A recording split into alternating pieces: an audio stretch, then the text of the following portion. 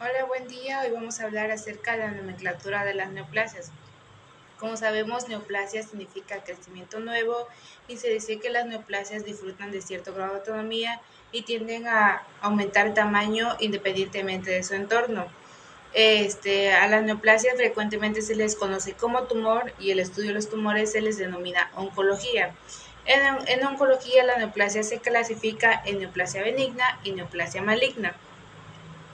La Las neoplasias benignas tienen características macro y microscópicas inocentes, es decir, que no van a expandir e invadir a otros tejidos con frecuencia, se mantienen localizados y con frecuencia pueden extirparse mediante cirugía local y pues el paciente generalmente sobrevive en esos tumores.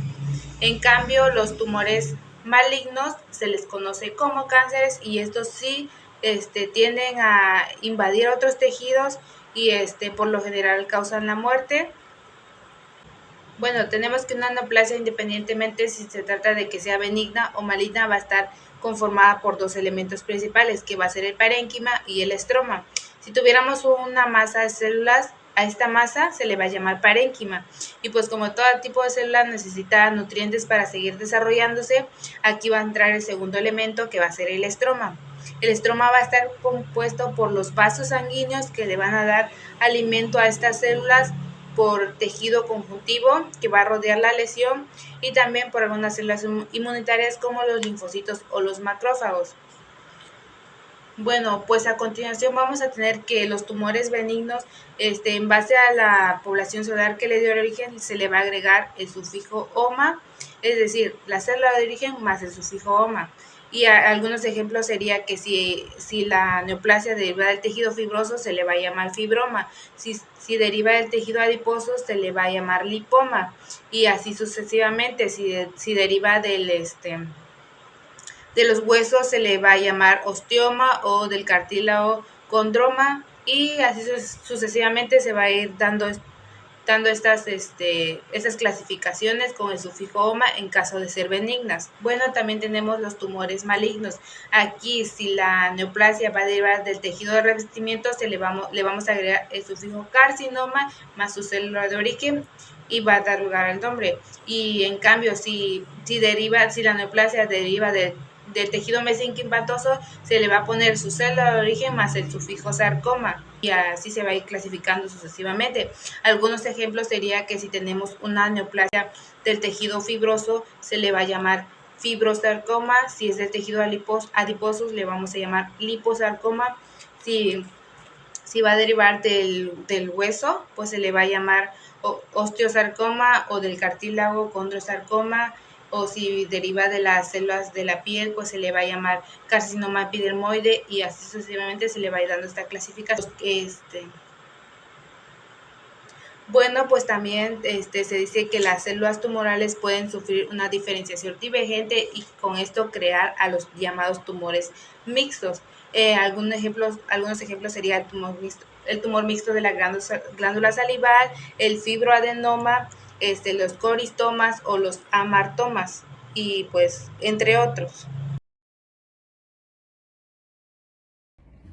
Bueno, yo les voy a hablar acerca de las características de las neoplasias benignas y malignas. Para poder clasificar a las neoplasias en benignas y malignas, vamos a tomar en cuenta su grado de diferenciación, la invasión local y si estos provocan o no metástasis. Ahora, para poder diferenciarlos vamos a ocupar 4 puntos importantes, que el primero nos habla de la diferenciación o anaplasia. En este caso, la diferenciación no es más que la similitud histológica y funcional que van a tener las células tumorales con las células homólogas del cuerpo. En este caso, los tumores benignos van a ser bien diferenciados.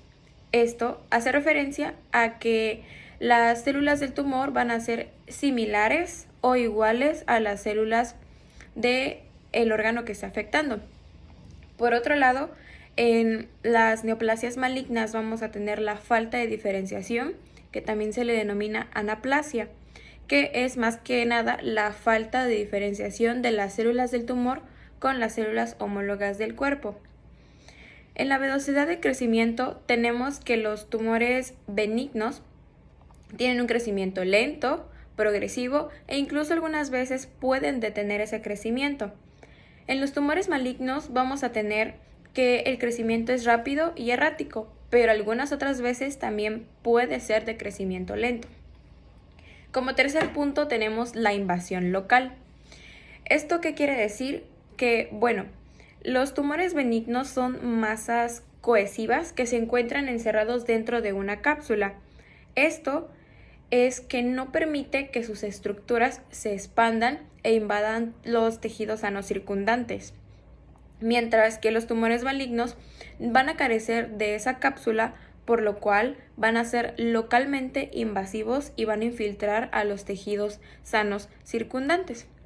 Y por último tenemos la metástasis, que la metástasis no es más que la diseminación de las células tumorales secundarias a otras partes del cuerpo, las cuales se encuentren cercanas al punto de origen donde se está provocando o originando el cáncer.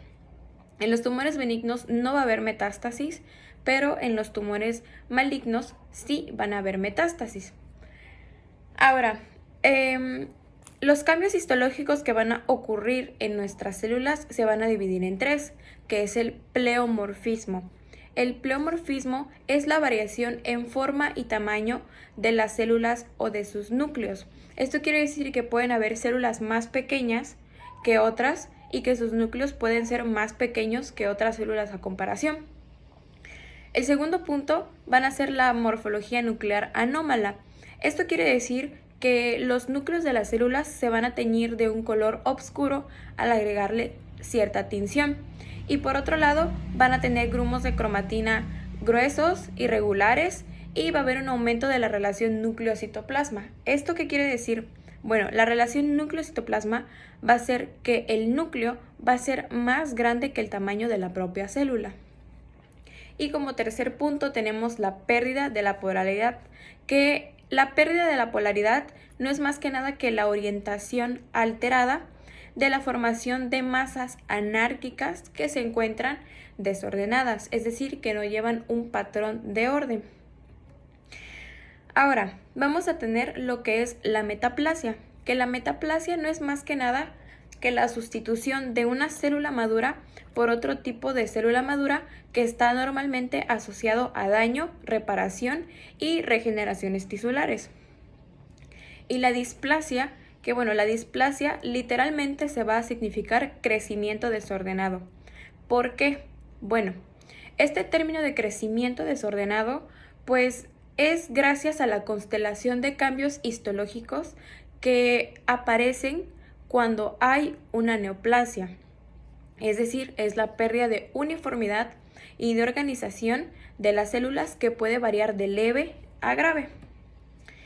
Y bueno, ahora les voy a hablar acerca de la invasión local.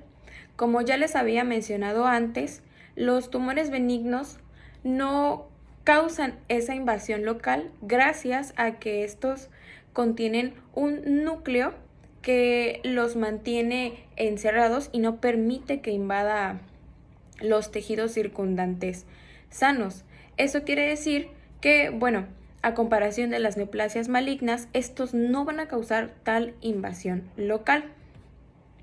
Y bueno, hablando de esto, tenemos el ejemplo de lo que son las neoplasias de cuello uterino, que benigno sería leiomioma, que en este caso va a ser una neoplasia bien diferenciada que puede variar de tamaño, pueden ser pequeñas o pueden ser grandes.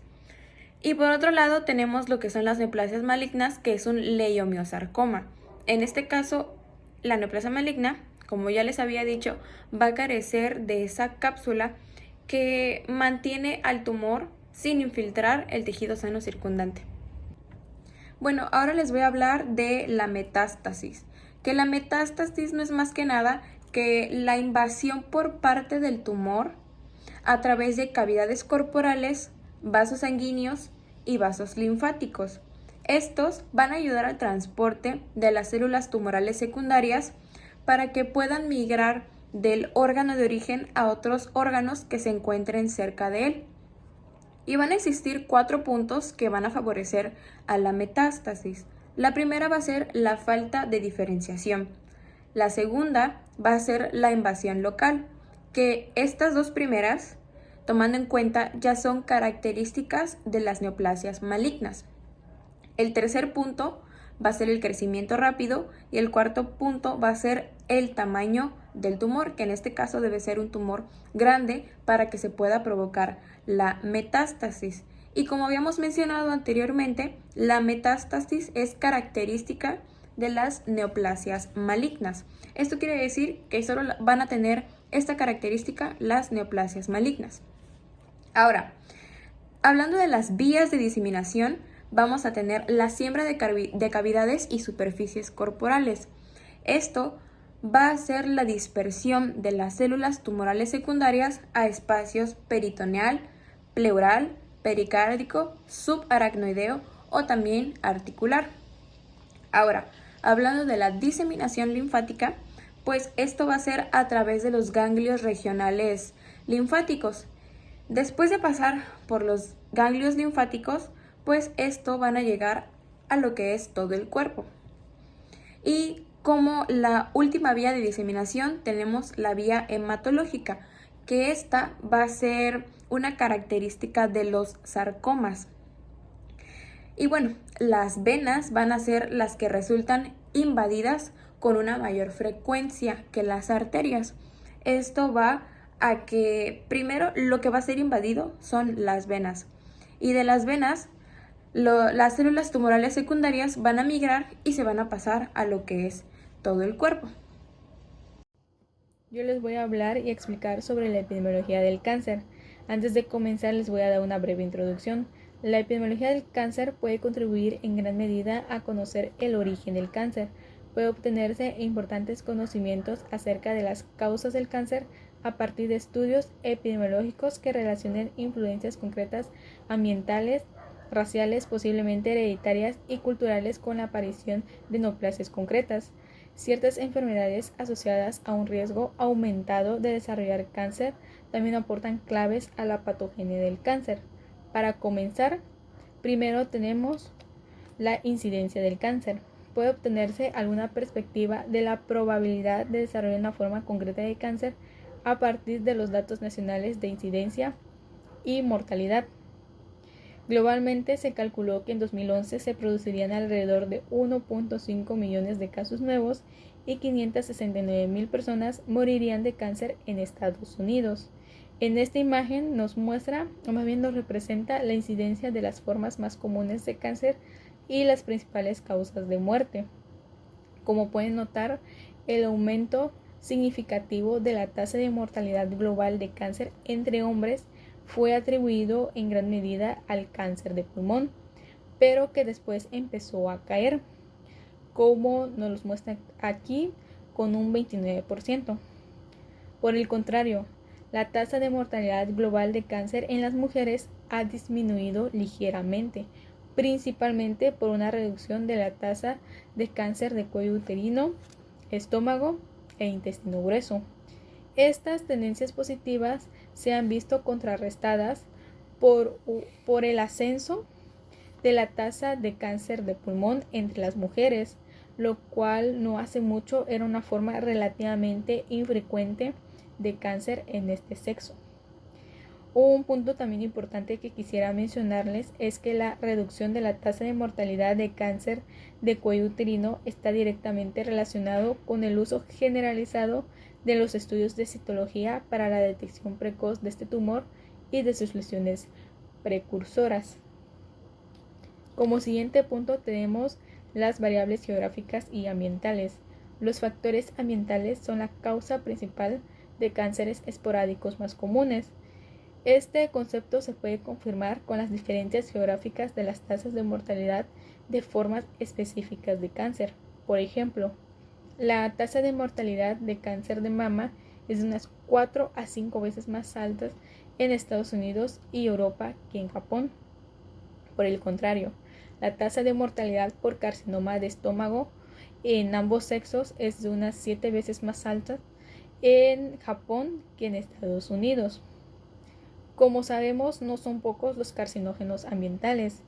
Estos pueden acechar el medio ambiente, el lugar de trabajo, la comida, en los hábitos personales. pueden ser tan universales como la luz del sol, encontrarse principalmente en ámbitos urbanos como por ejemplo el amianto, o limitarse a determinadas profesiones como los que se nos muestran en esta tabla. Un ejemplo que ya les mencioné pues sería el amianto, que puede ocasionar cáncer de pulmón, mesotelioma. Otros ejemplos serían el cadmio y compuestos del cadmio, que pueden ocasionar cáncer de próstata. Otro ejemplo sería el benceno, que puede ocasionar leucemia, entre otros. Continuando con el tema, entre las posibles influencias ambientales, las más importantes en términos de prevención son las relacionadas con los hábitos personales, principalmente el tabaquismo y el consumo crónico de alcohol. El riesgo de cáncer de cuello uterino está relacionado con la edad a la que se mantienen las primeras relaciones sexuales y el número de parejas sexuales. Como siguiente punto tenemos la edad, pues en general la frecuencia del cáncer aumenta con la edad.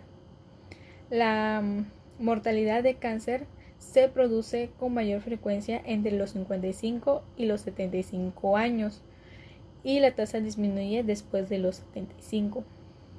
El cáncer causa poco más del 10% de todas las muertes en niños menores de 15 años. El aumento de la incidencia con la edad puede explicarse por la acumulación de mutaciones somáticas asociadas a la aparición de neoplasias malignas, u otro de los factores podría ser la reducción de la inmunidad que acompaña al envejecimiento.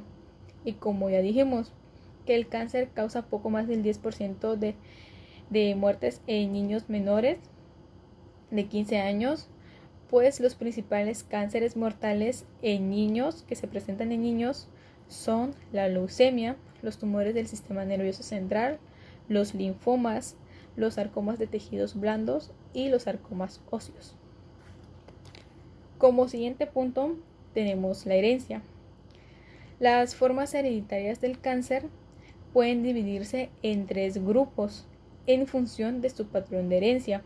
El primer grupo, como lo vemos acá, son los síndromes autosómicos dominantes del cáncer. Estos comprenden varios cánceres bien definidos, en los que la herencia de un único gen mutante aumenta en gran medida a que se desarrolle un tumor, como por ejemplo el retinoblastoma infantil, que el 40% de este tipo son de origen familiar. Las mutaciones desactivadoras de un gen supresor tumoral son responsables del desarrollo de este tumor. A diferencia del retinoblastoma esporádico, los pacientes con la forma familiar pueden presentar tumores bilaterales y tienen un riesgo aumentado de desarrollar un segundo cáncer, principalmente un osteosarcoma. El segundo grupo son los síndromes autosómicos recesivos de reparación defectuosa del ADN. Estos grupos se caracterizan por presentar inestabilidad en los cromosomas o del ADN y altas tasas de determinados cánceres. Un ejemplo mejor estudiado en este caso es la xerodermia pigmentaria, que pues se caracteriza por un defecto en la reparación del ADN. La xerodermia pigmentaria principalmente se caracteriza por tener una sensibilidad máxima a los rayos ultravioletas. Y pues un ejemplo es como se muestra, el ejemplo de este tipo de cáncer es como lo vemos en la imagen. El tercer grupo son los cánceres familiares de herencia indeterminada. Las características que definen a estos cánceres familiares son una edad temprana de inicio, tumores en 2 o más familiares cercanos del caso índice y en ocasiones tumores múltiples o bilaterales. En prácticamente todos los tipos de cánceres habituales que se presentan en forma esporádica se han descrito también en formas familiares, con un patrón de herencia confuso. Algunos ejemplos son los carcinomas de colon, mama, ovario y cerebro. Luego nos pasamos a lo que son las lesiones preneoplásicas adquiridas. Al igual que algunas afecciones hereditarias incrementan el riesgo de desarrollar determinados cánceres, también lo hacen ciertas afecciones adquiridas, que en términos generales se conocen como lesiones preneoplásicas o simplemente precánceres. En su mayor parte, estos no evolucionarán a un cáncer, si bien su presencia aumente la probabilidad de que se produzca un proceso maligno. En muchos casos, las lesiones precursoras se originan en el desarrollo se originan en el entorno de una lesión tisular o inflamación crónica, que pueden aumentar la probabilidad de que se produzca el proceso maligno al estimular la proliferación regeneradora continua o al exponer a las células de los subproductos de la inflamación. Desde el punto de vista clínico, es importante conocer o reconocer estas lesiones precursoras, ya que su eliminación o inversión pueden prevenir el desarrollo del cáncer. Algunos ejemplos de estas lesiones precursoras los tenemos en esta tabla, como lo son las metaplasias escamosas y displasias de la mucosa bronquial, que se da en fumadores habituales. El factor de riesgo puede ocasionar un cáncer de pulmón. El segundo es la hiperplasia y displasia del endometrio en mujeres con estimulación estrógena sin oposición. El factor de riesgo sería en este caso un carcinoma de endometrio. Como tercer punto tenemos la leucoplasia de la cavidad oral, de la vulva o del pene, que puede progresar a un carcinoma epidermoide. Y como cuarto punto tenemos las adenomas vellosas del colon, que el riesgo de transformación en este caso pues sería de un cáncer colorectal. Continuando con la epidemiología del cáncer, ahora les voy a hablar sobre los cánceres en México. En esta parte solamente les voy a mencionar los cánceres más frecuentes que se presentan en el país y de algunos datos epidemiológicos más importantes de cada uno. Entonces, pues tenemos que el cáncer en México es la tercera causa de muerte en el país. Fallecen por esta enfermedad 14 de cada 100 mexicanos y la expectativa de vida de quienes lo padecen es alrededor de los 63 años. Como nos menciona acá, el 30% de los diferentes tipos de cánceres que se presentan en los mexicanos se deben al estilo de vida, como lo son el tabaquismo, el alcoholismo, el consumo de refrescos azucarados, el consumo de comidas o alimentos calóricos, el sedentarismo y la falta de ejercicio. En México se diagnostican 191,000 casos de cáncer al año, de los cuales 84,000 fallecen. Y en esta tabla podemos notar o nos muestra las formas o los cánceres más frecuentes en México, como lo son en primer lugar el cáncer de mama, con 27,500 casos por año. En segundo lugar, al cáncer de próstata, con 25,000 casos por año. Tercer lugar, cáncer de colon, con 15,000 casos por año. Cuarto lugar, cáncer cervicuterino, con 7,870 casos por año. Y quinto lugar, al cáncer de pulmón, con 7,810 casos por año. Ahora empecemos con el cáncer de mama, que se encuentra en el primer lugar. El cáncer de mama se da en las mujeres y se puede presentar raramente en los hombres. Es la primera causa de muerte por cáncer en la mujer a partir del 2006. Aproximadamente el 18% de los casos se diagnostican cerca de los 40 años y el 77% de los diagnósticos se realizan a partir de los 50 años. En el año 2009 se registraron 4.854 defunciones en mujeres de 25 años y más.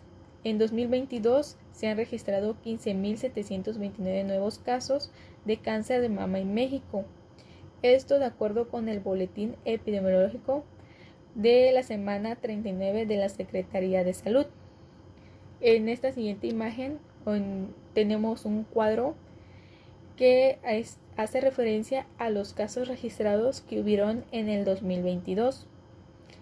Estos casos se presentaron en la Ciudad de México con 2.609 casos, en Jalisco con 2.153 casos, en Veracruz con 1.474 casos, Puebla y Tlaxcala con 111 casos. Luego, en segundo lugar, dijimos que teníamos al cáncer de próstata. En México, cada año se detectan más de 25.000 casos de cáncer de próstata y más de 7.500 personas pierden la vida por esta enfermedad. 7 de cada 10 pacientes solicitan atención médica en etapas avanzadas de la enfermedad, cuando existen pocas posibilidades de curación, con el consecuente deterioro de su calidad de vida y de la persona cuidadora, así como de su economía.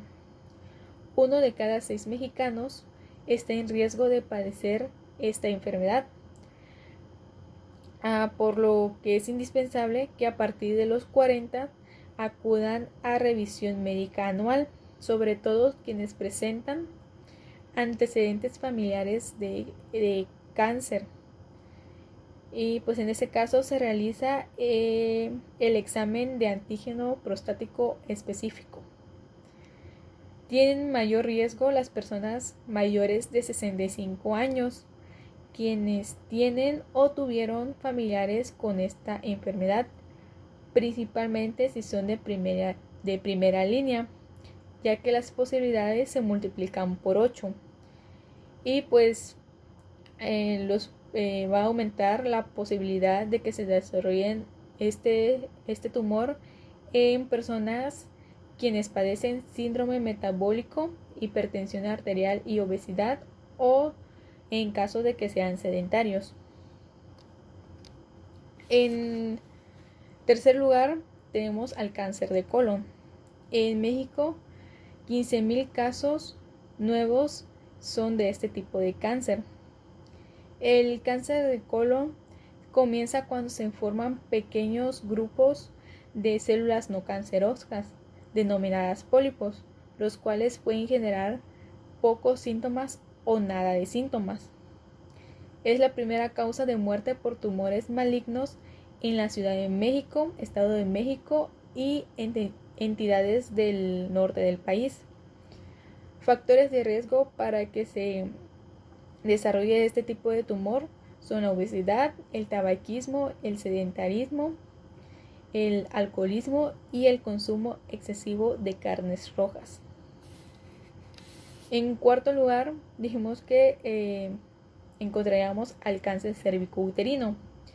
En 2020 se diagnosticaron más de casos, entonces fue el segundo más diagnosticado y es la segunda causa de muerte en mujeres, con un estimado de 9.439 nuevos casos y 4.335 muertes. En 2021, el Instituto Mexicano del Seguro Social detectó 1.155 casos nuevos y 1.054 defunciones. La detección oportuna del cáncer cervicouterino es a través del tamizaje con el Papa Nicolau a partir de los 25 años. La Organización Mundial de la Salud recomienda la vacunación de 2 dosis en niñas de 9 a 13 años y los factores de incidencia que podrían aumentar las probabilidades de que se produzca este tumor son el virus del papiloma humano, infecciones de transmisión sexual como el VIH y clamidia trachomatis, el tabaquismo, alto número de partos y el uso de anticonceptivos orales durante largos periodos de tiempo. Y en quinto lugar y por último tenemos al cáncer de pulmón. En México se registran 7.811 casos nuevos y 6.733 muertes por cáncer de pulmón. Aquí nos menciona que se origina cuando las células comienzan a reproducirse de manera descontrolada, forman un tumor y se trasladan a otras partes del organismo, donde comienzan a crecer y a formar nuevos tumores que reemplazan al tejido normal. De manera temprana, este tipo de tumor solo se diagnostican en 0.6% de los casos, en etapas localmente avanzadas, 24% y cerca del 65% en estadio 4 o periodo crítico. Y pues los factores para que se desarrolle este tumor, en la mayoría de los casos, está relacionado con el tabaquismo, principalmente. Otro de los factores también podría ser la exposición al humo de tabaco de segunda mano, al gas radón y al humo de leña. Y también a los combustibles sólidos, que como les mencioné, estos pueden ser otros factores de riesgo importantes que aumenten el riesgo de desarrollar esta enfermedad. Y con esto concluimos la parte de epidemiología. Ahora veremos carcinogenia, las bases moleculares del cáncer. Como se dice, el cáncer implica que una masa tumoral es consecuencia de la expansión clonal de una única célula progenitora que ha sufrido de un daño genético.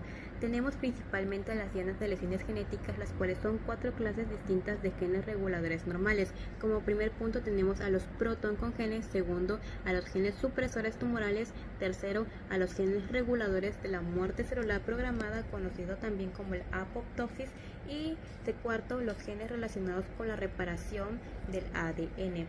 Para empezar, definiremos qué es un protoncongen y un oncogen. Un protoncongen es un gen celular que participa en la multiplicación y la división de una célula normal, es decir, que se encuentra sana, mientras que un oncogen es un gen que se encuentra mutado y desregula a los genes normales. Los oncogenes son genes que van a inducir la aparición de un fenotipo transformado cuando estos se expresan en las células.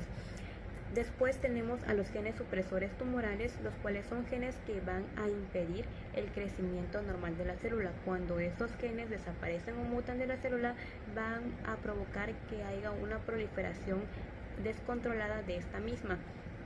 Los genes supresores tumorales se dividen en 2 tipos, los gobernadores y los guardianes. Los gobernadores son los genes supresores tumorales clásicos, conocido también como RB, que es una proteína del retinoblastoma, que es una proteína supresora que se encuentra alterada en diferentes tipos de cánceres, como por ejemplo el cáncer de mama, el cáncer de próstata y lo que es el melanoma.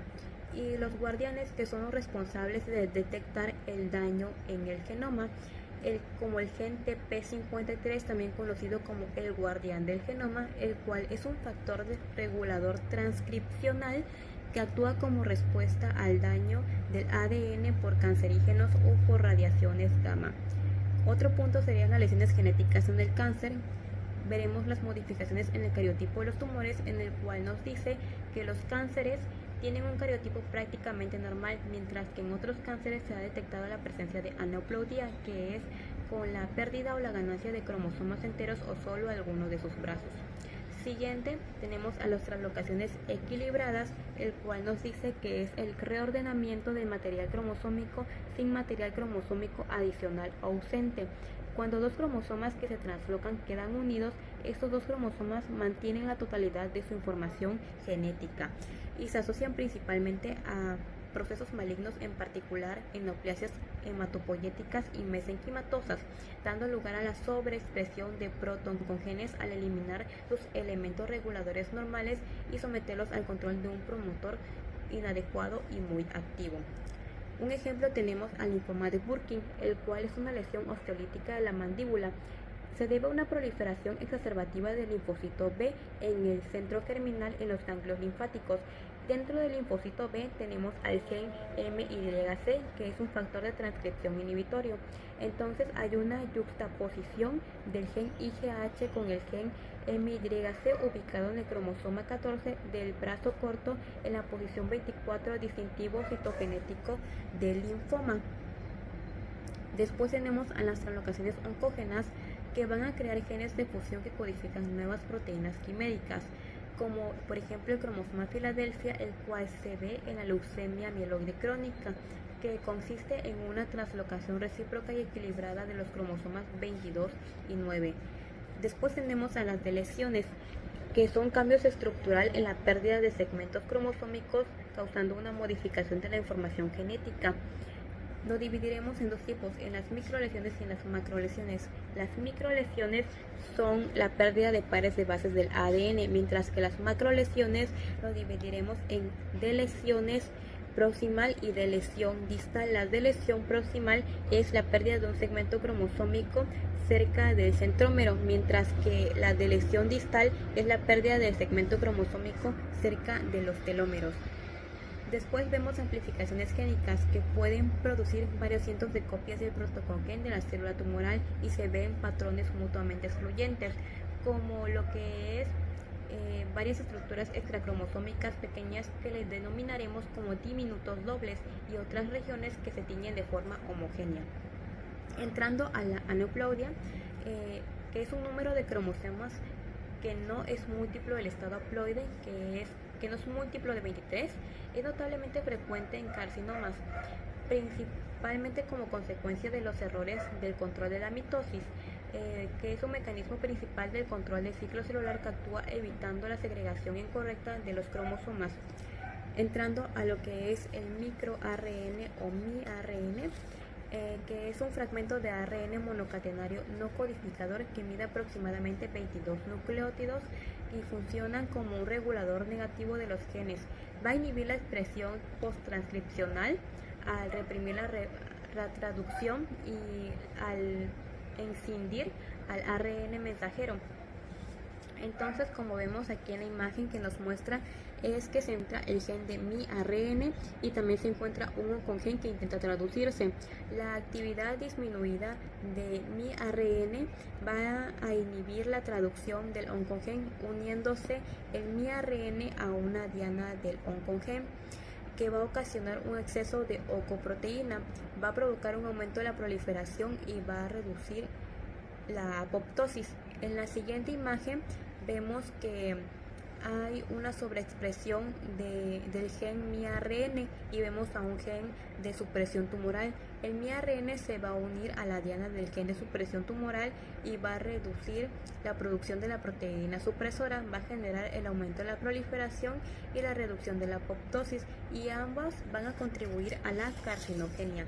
Y por último tenemos a las modificaciones epigenéticas o epigénicas, el cual epigénicas se refiere a cambios hereditarios reversibles que tienen lugar en la expresión génica sin que se produzca una mutación, implicando modificaciones de posttraducción en las histonas y metilación del ADN, afectando la expresión génica. Como vemos aquí en la imagen, vemos a lo que es el cromosoma, que está compuesto de cromatina, y adentro de la cromatina veremos las cadenas de ADN. También podemos observar a las histonas.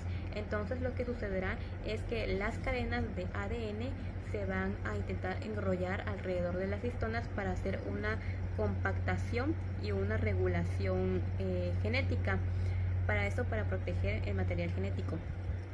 Pero vemos aquí que el factor epigenético se va a unir a las colitas de las histonas, y esto va a causar una posttraducción de las histonas y metilación del ADN. Entonces no va a haber un buen enrollamiento de las cadenas de ADN en las histonas, dejando así libre lo que es el material genético expuesto para que pueda haber una modificación. Bueno, tenemos que la carcinogenia es un proceso que tiene lugar en diferentes etapas como consecuencia de la acumulación de diversas alteraciones genéticas que en conjunto dan lugar al fenotipo transformado. Y pues se dice que una vez iniciados los cánceres, estos continúan sufriendo un proceso de selección darwiniana. Esto quiere decir que los organismos mejor adaptados van a reemplazar a los menos adaptados mediante la acumulación lenta de cambios genéticos favorables a la población a lo largo de las generaciones. Y pues las neoplasias malignas van a tener varios atributos fenotípicos como un crecimiento excesivo, la invasión local y la capacidad de causar metástasis a distancia. Se dice que los cánceres se vuelven más agresivos y adquieren un potencial maligno aún mayor. A esto se le conoce como progresión tumoral, y la progresión tumoral y la heterogeneidad asociados se deben a múltiples mutaciones que han sucedido, que se van a acumular de forma independiente en distintas células, generando así subclones con distintas características, como la capacidad de invadir, la velocidad de crecimiento, el cariotipo, la susceptibilidad a los quimioterápicos y la respuesta hormonal. Y algunas mutaciones van a ser mortales y otras solo van a estimular el crecimiento celular. Bueno, tenemos que por último la experiencia ha demostrado que los tumores que reciban de las quimioterapias casi siempre se vuelven más resistentes si se administra la misma pauta farmacológica, pues esta resistencia adquirida es una manifestación de la selección, ya que los subclones que sobreviven son aquellos que presentan portadores de mutaciones al azar que confieren la resistencia. Bueno, tenemos que gracias a la evolución y la selección genética tenemos que los cánceres se van a hacer más agresivos y van a responder peor al tratamiento con el paso del tiempo. Bueno, yo les voy a hablar sobre las características distintivas del cáncer. Como primer característica vamos a tener a la autosuficiencia en las señales de crecimiento.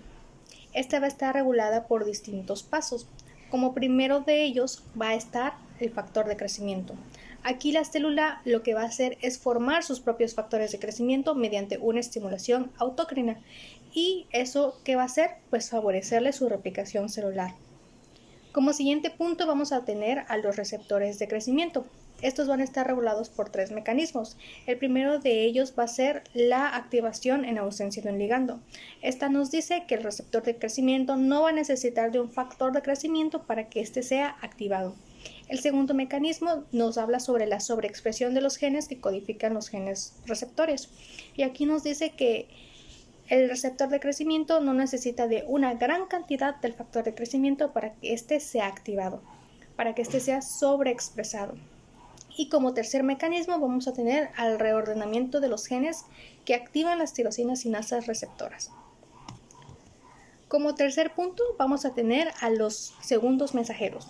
Estos se van a activar en el momento en el que el factor de crecimiento se una al receptor de crecimiento y van a ser 3 oncogenes principales. Va a estar RAS, BRAF y PI3K. En el caso de RAF va a ser mutado en un 15 al 20% y dentro de su mutación va a ser dado en un 90% por cáncer de páncreas y en un 60% por cáncer de tiroides, de endometrio o de colon. Y en el caso de BRAF va a ser mutado por un 60% de melanomas.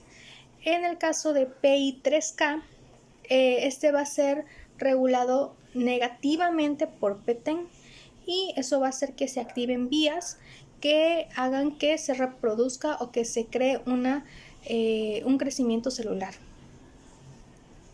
De ahí entramos con los factores de transcripción. El más importante va a ser el oncogen MYC. ¿Por qué? Bueno, pues al ser sobreexpresado, pues lo que nos va a crear van a ser células neoplásicas malignas al momento de ser sobreexpresado. ¿Y cómo va a pasar eso? Bueno, pues va a hacer que las células que aumente el crecimiento celular y también va a hacer que las células que estaban en reposo se empiecen a replicar. De ahí vamos a tener a lo que van a ser las sinasas dependientes de ciclinas. En las sinasas dependientes de ciclinas, pues vamos a volver un poco a lo que va a ser o lo que es el ciclo celular, para que podamos entender un poco más qué son las sinasas dependientes de ciclinas. Bueno, pues aquí vamos a tener que cuando se va a sintetizar material genético, pues se asegura de que este material genético esté íntegro y que no esté mutado. Y esto pues va a ser checado por dos puntos de control, que van a ser G1 y S y G2 y M. Y estos puntos de control van a estar regulados por las sinasas dependientes de ciclinas. Y pues estas sinasas dependientes de ciclinas, cuando funcionan bien, pues se encargan de regular y de que chequen que funcionen bien estos dos puntos de control. Y estos dos puntos de control pues van a ver que ninguna célula esté mutada o que ninguna célula esté en una integridad mala. En caso de que lo estén, entonces las van a mandar a un tipo de revisión. Y si en caso de que en esa revisión no puedan ser arregladas, entonces van directo a una apoptosis. Bueno, pero pues supongamos que nuestro regulador de sinasas dependientes de ciclinas va a estar mutado, pues ya no va a regular nuestros puntos de control. Y esos puntos de control ya no van a checar ni se van a dar cuenta de que nuestras células mutadas están ahí. Y ya no las van a detener ni van a checar que estén íntegras, ya no las van a poder mandar a reparación y tampoco las van a poder mandar a una apoptosis, porque no se van a dar cuenta, ya que nuestra regulación no va a estar checando estos puntos de control. Por lo tanto, estas células mutadas pues se van a seguir replicando. De ahí, como siguiente característica, vamos a tener a los genes supresores de tumores.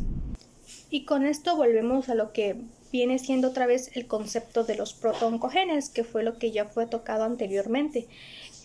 Los protooncogenes pues es la forma en la que las células se replican adecuadamente. Y pues vamos a tener ahí nuestros genes supresores de tumores. Mientras las células se están proliferando adecuadamente, nuestros genes supresores de tumores van a detener esa proliferación, y mientras estos dos estén en una constante homeostasis, todo va a estar bien, porque va a haber algo que detenga esa proliferación y que no se exceda.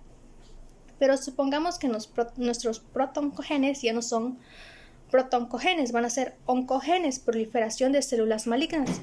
Y nuestros genes supresores de tumores también van a estar mutados.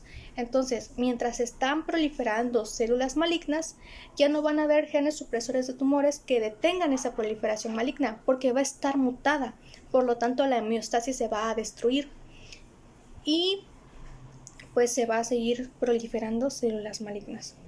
Uno de los genes supresores tumorales más importantes es el TP53. También se le conoce como el guardián del genoma y es uno de los más importantes porque es uno de los más mutados. En este podemos ver que al momento de ser mutado, pues nos puede ocasionar un cáncer de mama, de colon y de pulmón. En la siguiente diapositiva podemos ver una cantidad de genes supresores de tumores, en el cual también ahí se halla TP53, que es el guardián del genoma, y podemos ver cuántos hay. De ahí pues entramos con lo que va a ser el efecto de Warburg. En este efecto de Warburg pues las células van a cambiar el metabolismo y lo van a hacer haciendo que las mitocondrias trabajen más y sinteticen más proteínas para la replicación celular. En pocas palabras, aquí lo que van a hacer las células malignas es cambiar el metabolismo para que aumente o contribuya a hacer más rápida su replicación celular. Y pues entramos a la tercera característica, que va a ser la evasión de la muerte celular programada, o lo que se le conoce como apoptosis, la evasión de la apoptosis.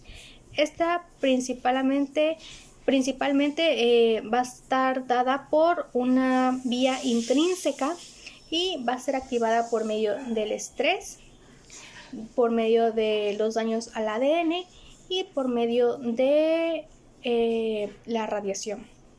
Un ejemplo de lo que es la evasión de la muerte celular programada, pues va a ser esta enfermedad que se le conoce como los linfomas B foliculares. Estos se le van a conocer a sus células por ser inmortales, porque están constantemente evadiendo lo que va a ser la muerte celular programada o la apoptosis.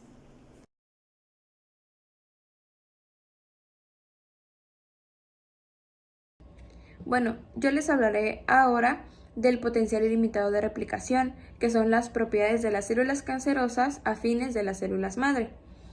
Como sabemos, las células cancerosas o los cánceres tienen la propiedad de que tienen células inmortales con un potencial replicativo ilimitado.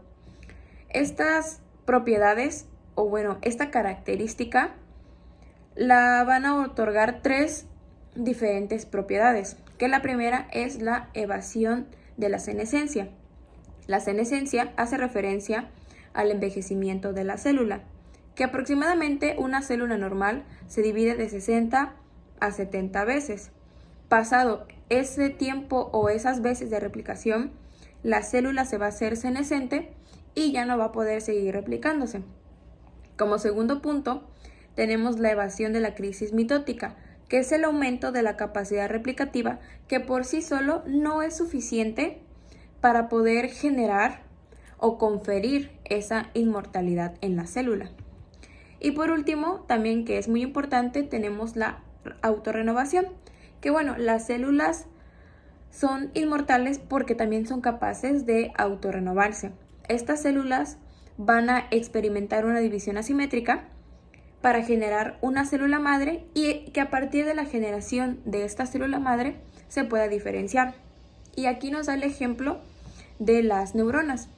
Se crea una neurona por una división asimétrica y una vez que se generó la neurona, pues esta sigue un trayecto o un camino de diferenciación que se puede quedar como una simple neurona o se puede convertir en una célula de Schwann, en un astrocito o en un oligodendrocito.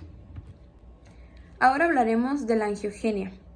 La angiogenia es muy importante para la formación de nuevos vasos sanguíneos. También es llamada la neovascularización, que esta va a estar dada gracias a la producción por las células endoteliales de factores, que van a ser el factor similar a la insulina y el factor de crecimiento derivado de las plaquetas. Vamos a tener también dos proteínas que van a ser importantes para el crecimiento endotelial. La primera proteína va a ser el factor de crecimiento endotelial vascular y el segundo va a ser el factor de crecimiento de fibroblastos básico. En la parte de abajo vamos a tener una pequeña imagen donde nos va a describir 5 puntos o 5 fases importantes en las cuales vamos a empezar con la número 1. La número 1 es para que haya metástasis, pues una parte del tumor se debe desprender o debe romper las uniones vecinas con las que se une con otras células tumorales. Al romper estas uniones, la célula tumoral secundaria se va a diseminar por lo que es en todo el vaso sanguíneo. Durante su transcurso del vaso sanguíneo, algunas células pues van a ser eliminadas por lo que es el sistema inmune. Posterior a que algunas células van a ser eliminadas, otras van a seguir el transcurso del vaso sanguíneo hasta llegar a una formación de un nuevo tumor en otra zona. Al establecerse en otra zona o en otro órgano o en otro tejido, pues aquí va a haber un crecimiento tumoral nuevo.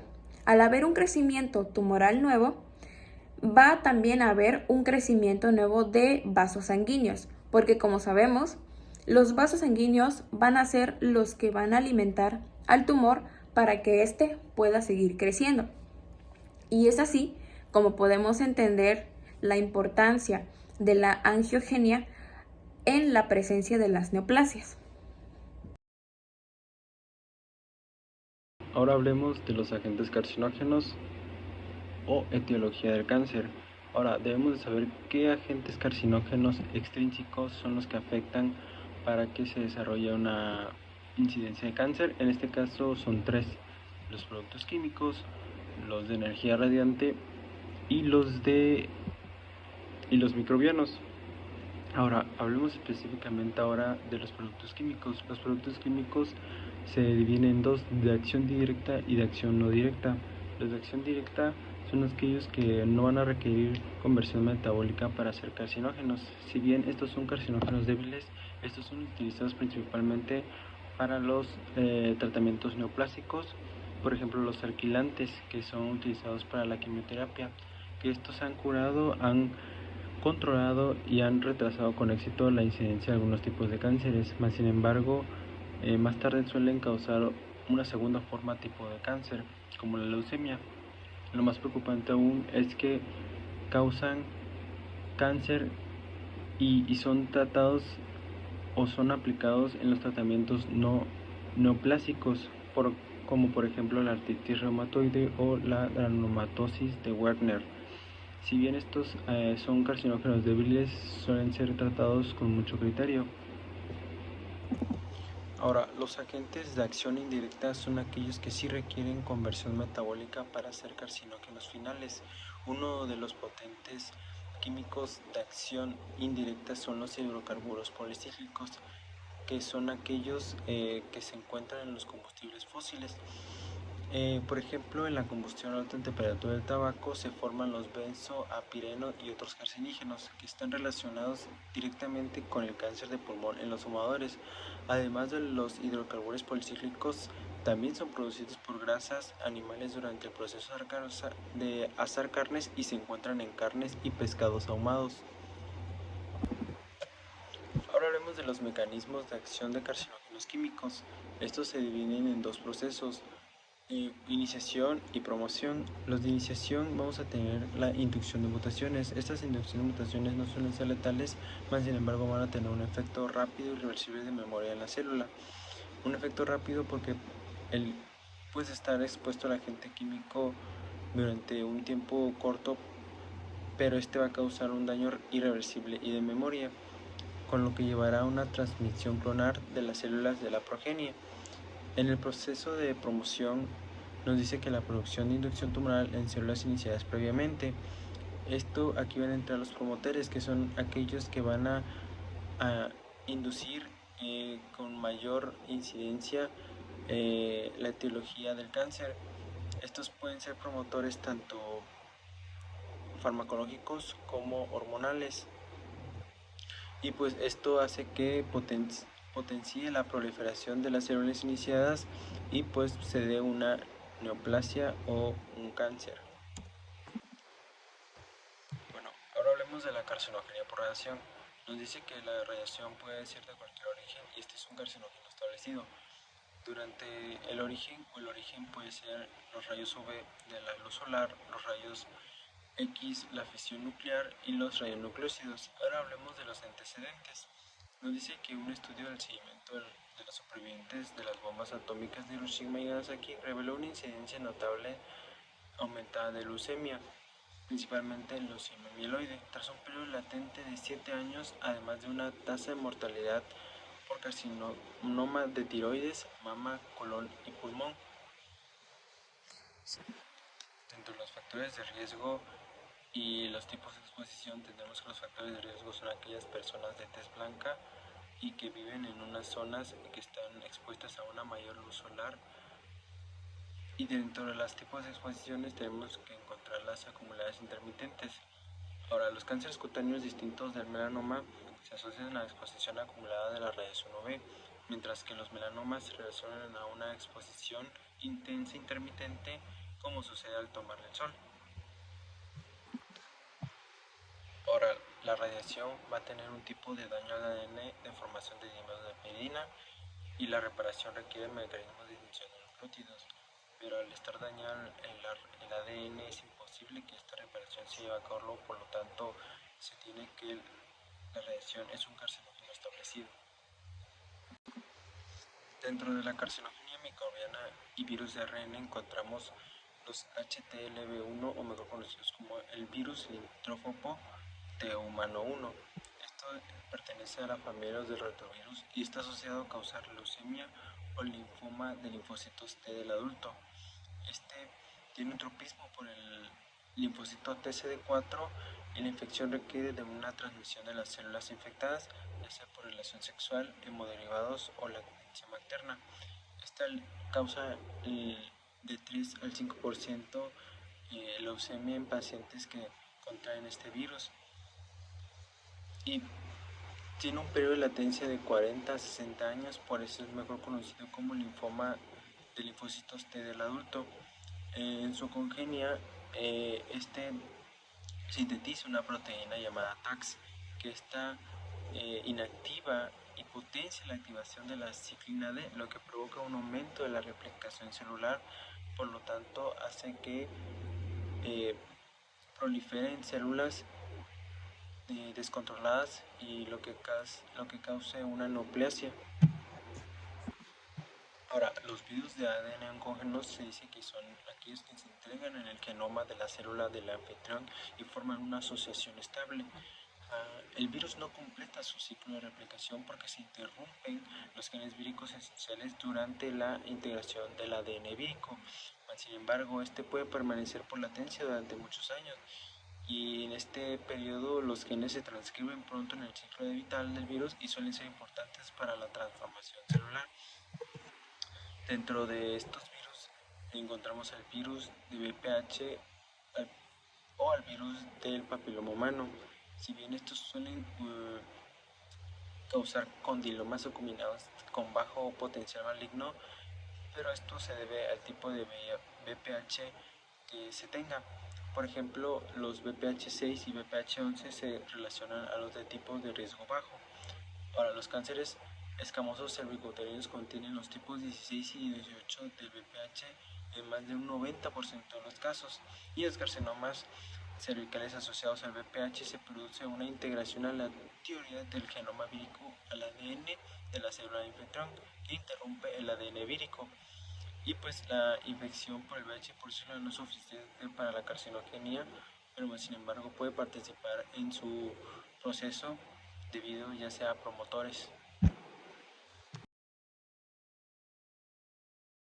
Ahora hablemos de la defensa del huésped contra los tumores.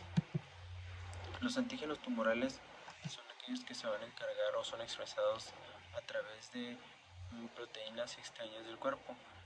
Dentro de estos productos de oncogenes mutados y genes supresores tumorales, encontramos que la transformación neoplásica es consecuencia de alteraciones genéticas. Algunas de ellas pueden provocar la expresión de antígenos de la superficie celular que el cuerpo o el sistema inmunitario los ve como extraños. Los antígenos de esta categoría derivan de la mutación de oncoproteínas y proteínas supresoras tumorales. También encontramos los productos de otros genes mutados, y debido a que la inestabilidad genética de las células tumorales, en ellas mutan muchos genes. Estos suelen ser genes con potencial carcinógeno. Ahora, las proteínas celulares expresados de modo aberrante son aquellos que son proteínas celulares normales que son expresadas de forma anómala en las células tumorales y que ocasionan respuestas inmunitarias como el antígeno de tirosina y los antígenos producidos por virus oncógenos. Pues como ya se ha dicho antes, algunos virus se asocian a la presencia de cánceres. Por tanto, no debe sorprender que estos virus produzcan proteínas reconocidas como extrañas por el sistema inmunitario.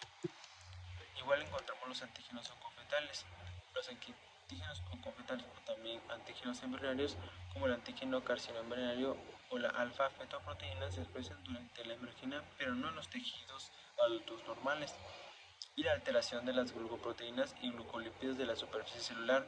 La mayor parte de los tumores experimentales humanos expresan unas concentraciones altas en formas anómalas de glucópidos y glucoproteínas de superficie que a veces son marcadores diagnósticos y dianas para el tratamiento.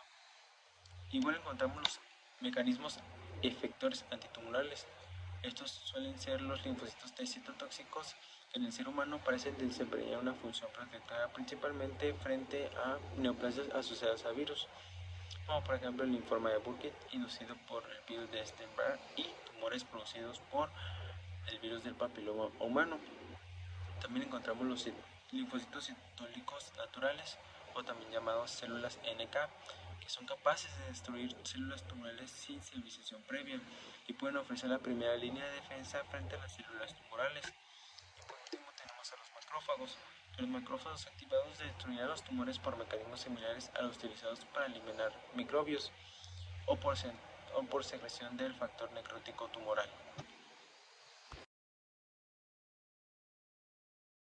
Como último tema vamos a tener a los aspectos clínicos de las neoplasias. Aquí vamos a hablar que las neoplasias pueden causar efectos locales. Uno de esos efectos locales van a ser el efecto masa. Este nos puede ayudar para el diagnóstico de nuestro paciente. Por ejemplo, cuando le sale una masa al paciente, que en este caso todavía puede no ser diagnosticado del cáncer, pues este nos va a dar el indicio de que el paciente puede estar presentando un tumor. Pero en el caso de que el paciente ya haya presentado el tumor, entonces esa masa nos puede ayudar a saber si ese tumor es agresivo o no y nos puede ayudar al diagnóstico mediante una biopsia. También vamos a tener a lo que va a ser la caquexia cancerosa. Es una de las manifestaciones más importantes en las neoplasias malignas, lo que va a venir siendo una caquexia neoplásica. Aquí el paciente va a presentar una pérdida de peso, ya sea por debilidad, por anorexia o por anemia, y también va a presentar una pérdida equivalente de grasa y de músculo magro. Después siguen los síndromes paraneoplásicos. Aquí estos síndromes se van a presentar a muchas veces como la primera manifestación del cáncer, pero el problema es que van a tener signos y síntomas diferentes a lo que va a ser lo principal, que es el cáncer. Entonces, los pacientes van a ser mal diagnosticados y mal tratados porque los signos y síntomas que está presentando este síndrome no van a tener relación alguna con el cáncer y pues va a ser confundido y van a ser maltratados porque no se está atacando lo primordial o lo que causó el síndrome, que viene siendo el cáncer. Uno de los síndromes paraneoplásicos más comunes van a ser las endocrinopatías. En muchos de los casos, estas endocrinopatías se van a presentar como un síndrome de Cushing y en el 50% de los casos no termina siendo un síndrome de Cushing, sino un cáncer de pulmón. Otros síndromes paraneoplásicos van a ser los síndromes neuropáticos y las diatesis trombóticas. Y entramos con lo que viene siendo la gradación y la estadificación. En la gradación o gradificación, esta nos va a servir para describir el grado de diferenciación de las células o qué tanto se asemeja el tejido al que se originó. Se va a clasificar de dos formas, de bajo grado o de alto grado, y también se puede clasificar como diferenciado, pobremente diferenciado y no diferenciado. En el caso de diferenciado, pues es el menos agresivo, pero en el caso del no diferenciado va a ser el más agresivo. Y en la estadificación. Bueno, la estadificación pues nos va a dar un estadio de qué tan avanzado va a estar el tumor. Y lo podemos ver de tres formas: de una forma clínica, de una forma patológica o de una forma radiológica. Y aquí vamos a tener el ejemplo del TNM, T de tumor, N de los ganglios linfáticos o de los nódulos linfáticos y M de la metástasis. El diagnóstico del cáncer en el laboratorio se puede dar mediante métodos histológicos y citológicos, mediante inmunohistoquímica, mediante el diagnóstico molecular y citogenético, mediante la citometría de flujo y de las células tumorales circulantes. Y entramos con lo que viene siendo los perfiles moleculares de los tumores, que va a ser el futuro del diagnóstico del cáncer. Bueno, en pocas palabras son los marcadores tumorales. Estos marcadores tumorales van a ser proteínas que vamos a encontrar a nivel serológico y estas nos pueden orientar hacia un carcinoma o una neoplasia. Entre ellos, como podemos ver, vamos a tener al antígeno prostático, que es PSA, que lo podemos encontrar aquí en la esquina inferior izquierda, que es el antígeno prostático. PSA es uno de los más famosos. también vamos a encontrar al CEA, que nos puede indicar cáncer de hígado o páncreas. Y también vamos a encontrar al AFP, que es el carcinoma que nos puede indicar carcinoma de colon, de páncreas, de pulmón, de estómago y de corazón. Todos estos marcadores son importantes porque nos pueden indicar, dependiendo de su alteración en sus niveles, nos pueden indicar si puede haber un posible tumor. Eso sería todo por nuestra exposición. Gracias.